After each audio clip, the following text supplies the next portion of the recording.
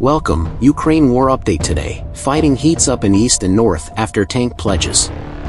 Ukraine battled Russian troops trying to pierce its lines in the east and northeast, and artillery bombardments intensified after Western allies promised the Kyiv government it would send them tanks to repel the invaders. Kyiv said fierce battles were underway, a day after at least 11 people were killed in missile and drone strikes which were seen in Ukraine as a response to the promises by important allies to send it tanks. After weeks of wrangling, Germany and the United States this week said they would send Ukraine dozens of modern tanks to help push back Russian forces, opening the way for other countries to follow suit.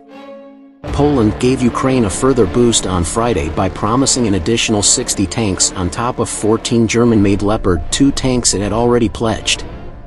A total of 321 heavy tanks have been promised to Ukraine by several countries, Ukraine's ambassador to France, Vadim Omelchenko, said on BFM television. Ukraine has also asked for US F-16 fighter jets. The White House National Security spokesperson John Kirby said the government was aware of Ukraine's request but added, "We don't have any additional weapons systems to speak to today."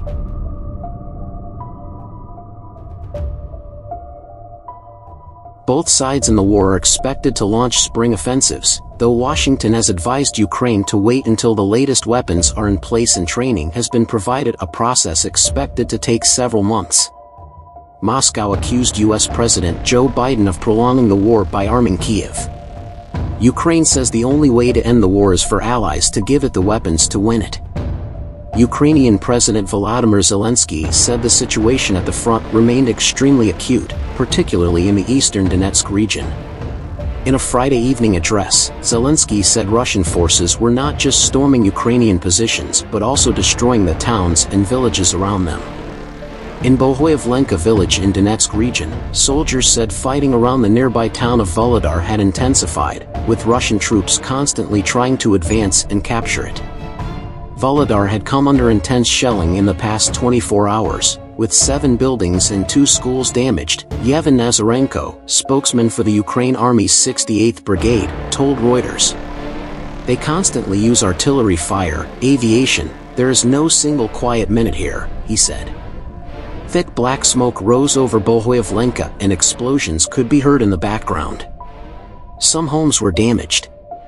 Ola Synhubov, governor of the northeastern region of Kharkiv, said fierce fighting was continuing along the front lines there but Ukrainian forces were holding out. Millions of Ukrainians faced electricity shortages after Thursday's missile and drone strikes, the latest to target energy facilities and deprive people of heat, light and water. Russian air attacks hit 5 high-voltage substations in the central, southern and southwest regions on Thursday, Prime Minister Denis Shmyhal said. Ukraine will need an additional $17 billion in financing this year for energy repairs, demining, and to rebuild infrastructure, he added. Russia has been targeting Ukraine's energy infrastructure with intense airstrikes far from the front about weekly since October. Kyiv says the attacks serve no military purpose and aim to harm civilians, a war crime. Moscow says the strikes are intended to reduce Ukraine's ability to fight. The latest strikes focused on facilities that operate Ukraine's defense industrial complex and transport system, it said. The goals of the massive attack have been reached. All the assigned targets have been neutralized. After Ukraine recaptured land in the second half of 2022, front lines have been largely frozen for more than 2 months, with Russia trying to gain ground in the east and protect a corridor of land it has seized in southern Ukraine.